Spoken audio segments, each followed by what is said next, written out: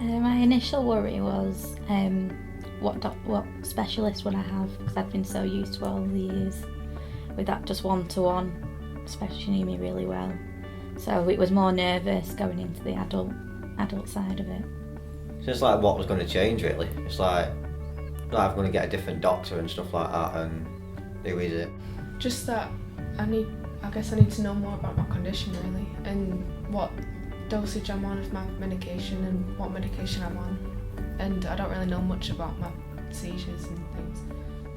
I think my main worry is finding my way round that part of the hospital, because I've never been in that part before, so like, I don't know, I just would like a map or something. Well, if I'm very nervous and I'm struggling to ask the questions, because the parents being there asking the questions for you, like, will they give us like prompts so we know what questions to ask? Young people like us have lots of questions about the transition from children's to adults epilepsy services. We've put this video together to help answer our own and your questions and to guide you through the transition process.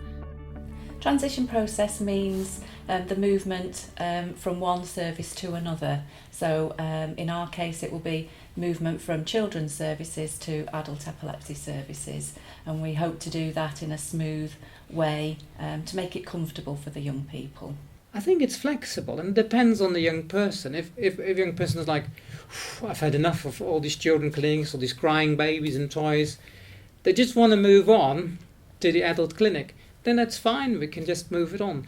If they're not quite ready, we can have another few sort of joint clinics with the adult nurses and give it a bit more time. And I personally as well, it's not like, oh, you're 16, that's it, I won't see you anymore. No, I feel that we have to have flexibility. Most of our clinics are here at the Day Treatment Centre. It's not far from the paediatric clinic.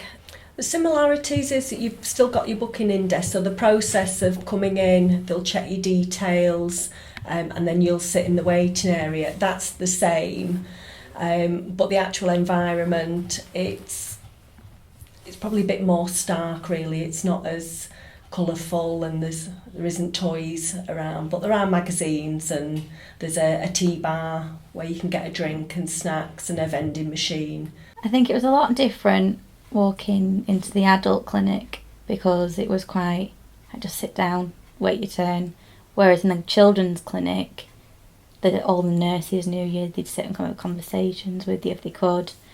It was a lot more friendly, obviously for children. But I think that AQuA a really good service, and they do take into account how you feel.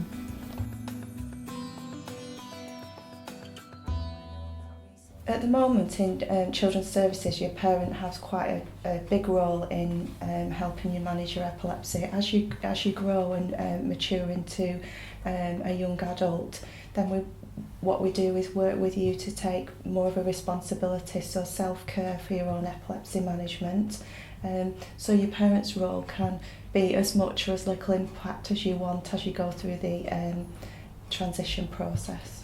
We'll just expect you to take on more maybe responsibility for your own sort of epilepsy, for your own care, maybe thinking about what your epilepsy is like, what your seizures are like, what happens to you, and maybe start to take some responsibility for your own medication. Well, when I went to the adult one, changing all the doctor stuff and all that, and all the medication, that was hard. I'd say it wasn't easy, no, because you move over and the specialist has all your notes, but doesn't know you as a person. So it was a bit of a challenge. I've been used to my mum speaking for me on the children's side, whereas I had to speak up a little bit more and gain that confidence to say how I think I was doing. To be fair, I think I was quite naive when I was moving across. I didn't really have any expectations. I weren't sure what was going on well, I knew what was going on, but weren't sure how to react to it.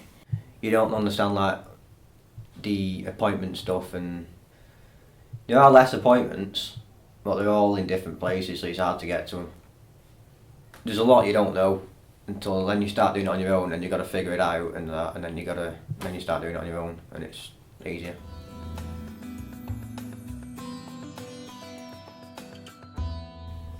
Like, I'd like someone to explain to me what I've got to do and where I've to be, and like to show me where I've got to be, and things like that.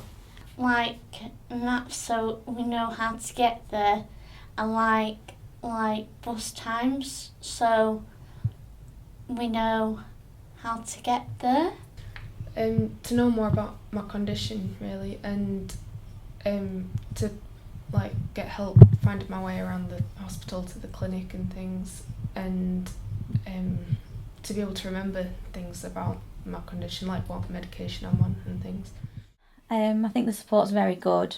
The people that work around you, very, very good. Maybe in the transition side of it, you could go in a few times before you actually transfer over and just have a look around, get to know, speak to the staff. Might make you feel a bit more welcome.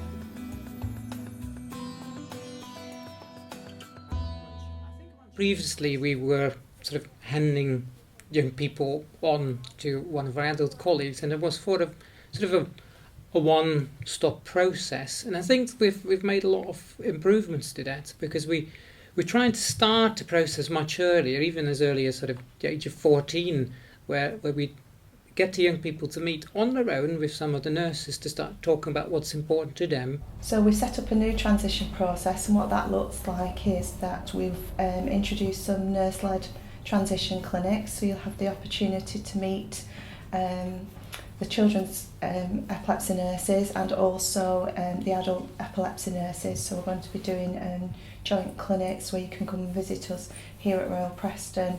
We have a telephone helpline which comes through to our office. If we're not there, there is an answer machine. So we usually try and get back to people the same day, if not the next day. So if anybody does have concerns or any questions, or they are worried about something, they can just give us a ring and we'll always get back to people. The epilepsy nurse was like our main support. If we had any questions that we didn't think were too serious, or could we change something in my medication, that was what support we had really. There are a lot of resources available today. We have a lot of written information ourselves, but there's two very good epilepsy charities. That's Epilepsy Action and Epilepsy Society. They're the two main charities in the UK that we would go to for advice and information, and that's where we get all our written literature from. But they have very good online resources. There's lots of information there, information that you can send away or that you can look at online, and it's downloadable. Realise that you're not alone. I think sometimes young people feel like, oh, I'm the only one with this, but actually no, you're not. Just to ask questions if they're not sure about something, to ask questions and don't be afraid. Sometimes you might have a bad day. You can talk to them about that. Is it your medication that's making you feel tired and worn out like that? I think it's quite challenging, but it's really good for you in the long term.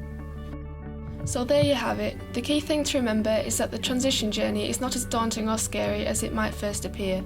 There are plenty of other young people who are going through it, and plenty who are now happily accessing adult services. And don't forget, there's lots of people to help you along the way.